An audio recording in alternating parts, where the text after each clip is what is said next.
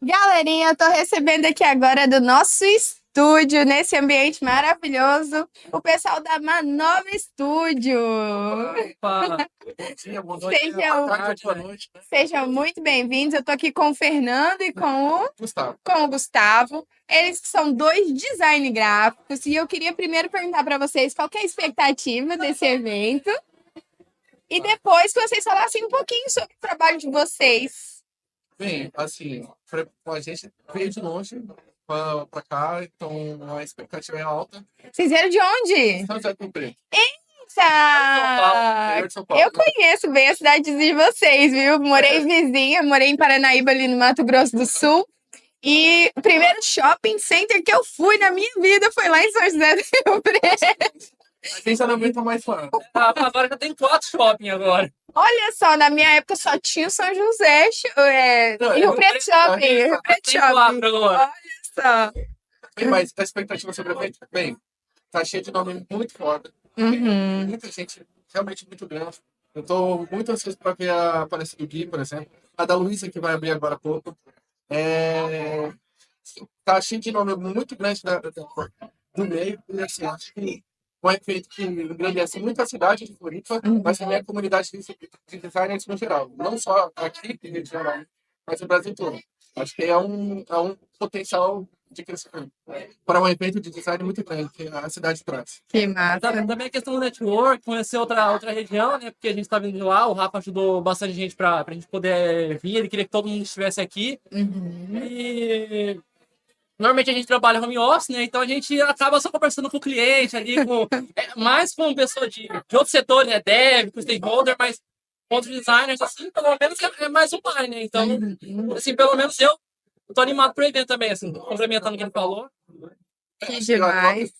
de designs para designers é muito importante também, sabe? Eu vejo que a comunidade se fortalece, né? E os próprios designers também. Às vezes, escutar a visão geral de design de um outro profissional, que às vezes até atua na mesma área, mas como vocês mesmos disseram, hoje o contato de vocês geralmente é com pessoas de outros setores ou diretamente com o cliente. Às vezes, parar para conversar com o design e escutar ele falar o que ele pensa a respeito do mesmo trabalho que vocês desempenham, pode virar uma chave. Assim, opiniões convertem e divergem.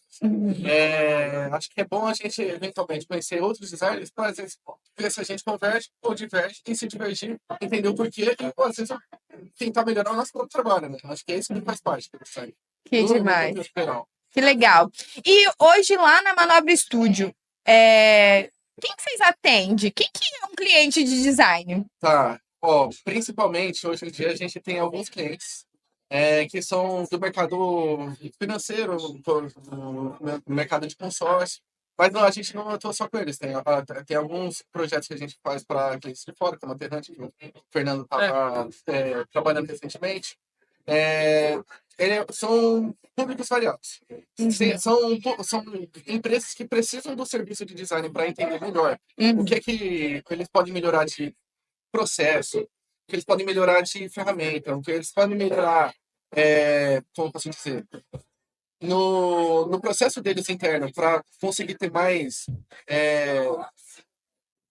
desempenho, a gente vai ajudar eles. Então, Hoje eu aprendi aqui que design está muito longe de ser aquilo que eu entendia de design, não né? é só Isso, desenhar tela. exatamente, isso que é o mais incrível, que design não é só desenhar tela, não é só a parte visual da coisa, mas é Não. realmente redefinir todos os processos. Por que que esse... E aí você entender, por que que num site, por que que o botão é aqui? O design sabe por que que o botão é ali, né? Ele sabe por que que aquele banner apareceu naquele lugar. E isso que assim, tem me encantado de conhecer o mundo de vocês. Assim, a gente fala que o design é uma coisa multidisciplinar, porque ele não envolve só a parte estética. A gente vai atuar sempre, às vezes, na parte estratégica. Muitas das vezes, para tomar uma certa decisão, dependendo do ambiente, a gente vai se basear em algum fator psicológico para induzir, às vezes, um cliente ou para induzir o comportamento do usuário a convergir em um espaço só, que é o que a gente espera ou que o cliente espera. Então, ele atua em diversos aspectos, que não é só intrinsecamente pegar e tentar fazer uma coisa bonitinha. É tentar pegar e resolver o problema que está posto à mesa da melhor forma possível. Acho que tem questão do equilíbrio também, né? Que assim, apesar de sempre ter, o melhor caminho seria seguir esse. Só que às vezes tem Tem outros pontos que a gente tem que considerar, né? Como, o dev não tem tanto tempo para fazer isso, né? Tem que ser alguma coisa mais simplificada. Ou o stakeholder faz alguma exigência. Não, precisa ser desse jeito. Não dá para ser do jeito convencional. Então, a gente tem que achar o equilíbrio também, porque apesar da gente focar também no cliente final, a gente tem que acabar atendendo todo mundo ali, né? Então, tem que ver, dá para fazer assim, mas tem que dar um ajuste aqui, porque senão, às vezes, acaba prejudicando muita usabilidade, tudo. Então, a gente tem que fazer essa conversa também, essa troca de ideia, né? Para poder atender todo mundo, né? Uhum. E assim, quando a gente tenta resolver algum problema, às vezes a gente tem que buscar a solução fora do óbvio. Acho que é isso que a gente tenta fazer. E criatividade, porque assim, a gente não tem como não vincular designer com criatividade, né? Porque eu vejo que o povo criativo. Uhum. Tem um designer que trabalha comigo, inclusive não conseguiu vir no evento, porque deixou para a última semana e não tinha mais convite. Uhum. E aí, quando ele me manda as nossas. Eu falo assim, cara, como que tu pensou nisso? Porque a criatividade vai longe. Qual é a estratégia para manter a criatividade sempre ativa, tá sempre tendo novas ideias, uma nova visão de uma mesma coisa? Você quer que eu fale?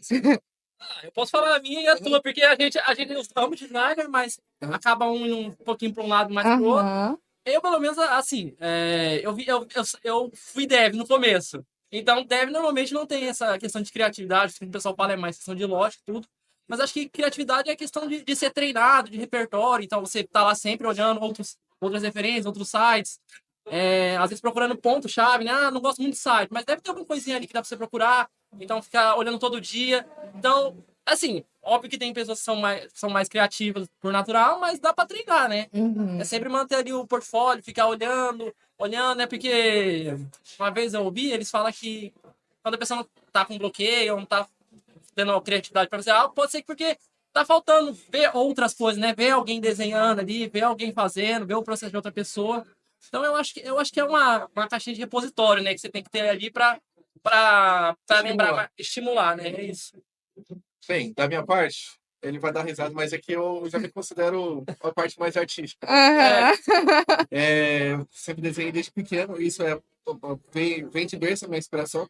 Avô, pai, mãe pintam, então é Uau, coisa todo que mundo artista lá. veio de família. Então, inspirações, como ele falou, ter um repositório de várias coisas para se inspirar é extremamente importante pro jeito que eu trabalho. Mas eu não tenho que focar só, por exemplo, eu vou fazer um site, pegar outro site para fazer. Às vezes a inspiração está à minha volta. Às vezes alguma paisagem que a gente vê, alguma cor que a gente vê, sei lá, numa pintura, num grafite, isso me ajuda a me inspirar e querer criar alguma coisa diferente, sabe? E, tipo assim, acho que a arte, no geral, para a parte visual, pelo menos, ela ajuda você a consumir qualquer tipo de mídia, seja um filme, um quadrinho, Uhum. todas essas coisas, uma hora chegam a converter no projeto que a gente pode fazer. Eu acho que a questão de usabilidade, a questão dele que fala a própria volta, tem um ponto que funciona até para usabilidade, né? Que às vezes você entra naquele site e não tem valor, e aí você tem que ficar clicando, você acaba ficando meio estressado, né? Aí uma vez uma pessoa falou assim: por que eu não colocaria o preço no site? Você entra no shopping e não tem preço nas roupas? Não, tem o preço já no mercado, você não precisa ficar perguntando pro vendedor. Sim. Então, até uma questão que ele falou de fora, que você olha, que funciona para usabilidade, né? Para questão de cores, até de cinema, você pode utilizar, mas sempre olhando na volta mesmo, igual ele falou. Eu acho engraçado essa questão, porque tem muita gente que gosta de esconder o preço das coisas até o último segundo, né? E eu já conheço outras pessoas que utilizam o preço como estratégia inicial de já criar um filtro. Um filtro, porque se eu boto o preço de cara, é o seguinte, quem não tem dinheiro ou tem a mentalidade, porque eu falo que a questão de ter dinheiro ou não é muito mais da cabeça da pessoa. Mas se ela não tem a mentalidade para consumir aquilo, na hora que ela vê o preço, ela já vai ser barrada por ali. Eu não perco mais meu tempo depois tendo que atender essa pessoa que já ficou pelo preço. Mas aí é muito do qual é o foco do cliente, né? Exato. Tipo, isso, falando especificamente em e-commerce, como eu falo, tem até uma curva que a gente pode fazer, que, por exemplo, o preço geralmente ele é mais atribuído para e-commerce de poder aquele tipo mais baixo. Geralmente, você entra no site do Magrife, geralmente não tem preço. Porque a pessoa não tá... Não se importa. Não se importa. Vai pagar. Então tem essa curva de fato, por exemplo, qual a informação que é mais valiosa? Vai depender do contexto. E Uhum. dependendo do contexto, às vezes, por exemplo, nesse exemplo do e-commerce, às vezes o cliente, o poder aquisitivo menor, a informação para ele mais importante é o preço. Às vezes, para quem precisa de mais dinheiro, quem tem mais dinheiro e deseja mais ter o produto, aquela Uhum. experiência, uma experiência mais requintada, produto mais de alta, mais qualidade, às vezes o foco não é o preço, Com é o certeza. produto de fato. Então, tem que ter esse equilíbrio de analisar o Tem que ter contexto. muito e tem que conhecer muito bem o público que você vai Sim, atender com aquilo que você extre- está criando, o né? público é extremamente importante. A estratégia hoje para um design conhecer bem o público que ele vai atender? E isso é bem importante, e é uma questão de que ele tem várias significações, porque depende muito para o que o designer faz, porque, por exemplo, aqui a gente tem vários designers. Por Uhum. exemplo, tem o UX designer, tem o web designer, tem designer de estampa, tem designer que é de quadrinho, tem designer de todo tipo de aplicação hoje Uhum. aqui.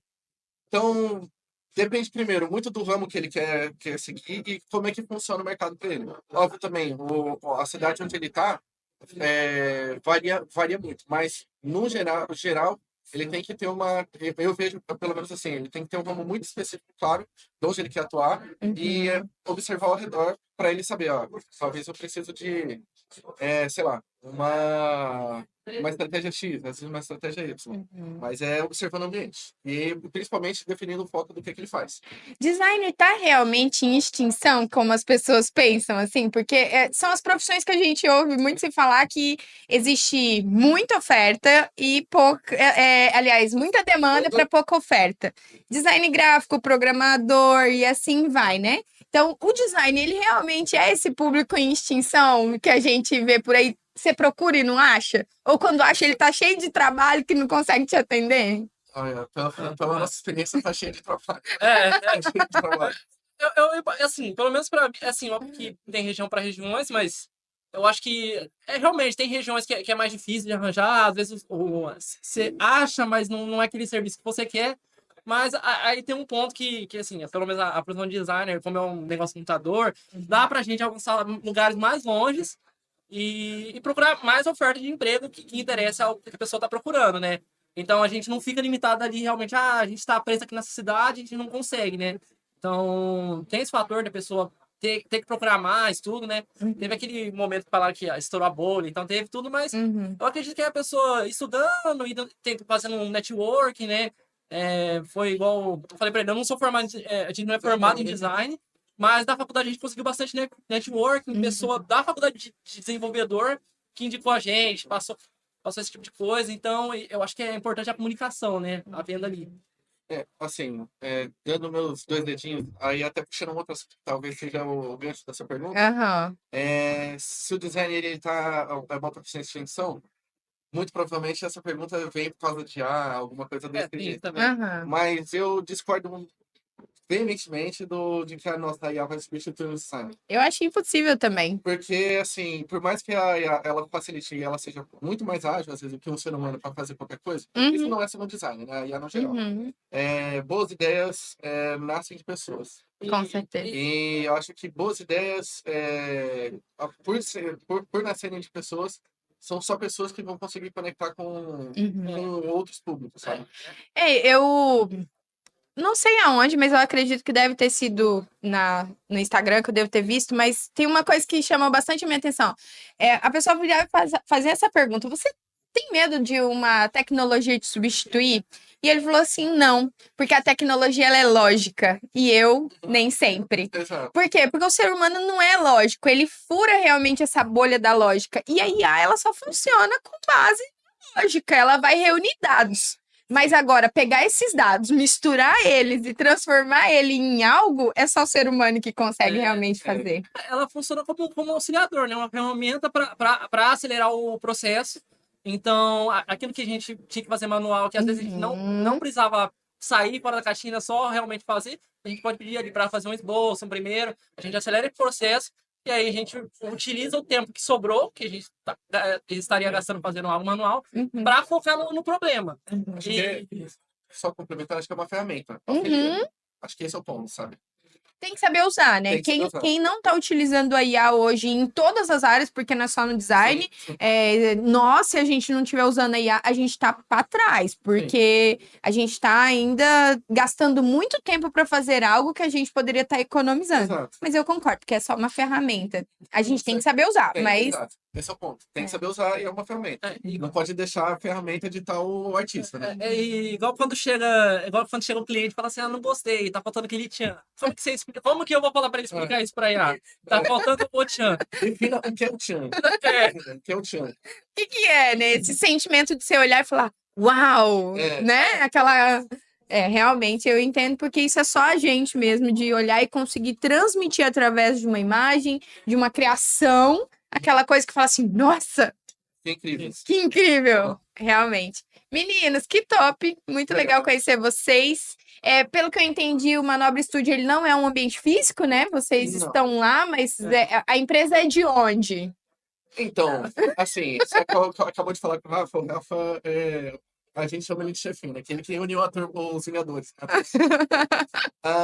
Assim, a gente é do interior de São Paulo, inclusive o Rafael, apesar dele já ter se mudado aqui. Galera, o Rafael Zilli, tá? Que nós É. entrevistamos ali no começo, só pra... Exato. Então já fazem 3 anos que se mudou pra cá e basicamente a gente trabalha no nosso.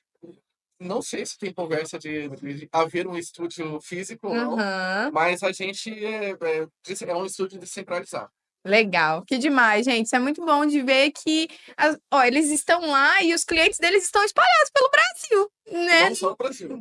E olha só, não só no Brasil, eles têm já clientes fora disso. Então, assim, é muito top. Nós estamos vivendo a melhor era. Eu sempre falo, nós estamos vivendo a melhor época, porque isso antigamente era quase impossível. Eles queriam botar a gente realmente engravatadinho para sentar numa mesa de escritório e ter que viver aquela vida estressante. E eu vejo que hoje Pra gente. não faz mais sentido, né? Que demais. Valeu, tá, pela entrevista de vocês. Ouvir vocês, conhecer vocês e sucesso. Aproveitem muito o evento. Prazer é nosso, Obrigado, tá? prazer é Muito nosso obrigado também. pela participação. Valeu. Siga o Manobra Studio. É isso aí. Sigam- Põe um arroba. Fala o arroba de vocês. Arroba Manobra, acho que é ponto estúdio, talvez agora. Quer que eu É dou uma melhor olhadinha só pra conferir? Mas vocês vão mandar pra nós, pra gente poder colocar na legenda aqui desse vídeo e a galera poder seguir lá bem certinho. Combinado. Obrigado. Combinadíssimo. Marca a gente no Instagram que a gente reposta também. Ah, com certeza. A gente vai... A gente tem o site Isso. também, tá? Pra quem quiser dar uma olhada Não nos parece skates. mais, né? Isso, mais pra cá. Aí. Pertinho de mim, sim.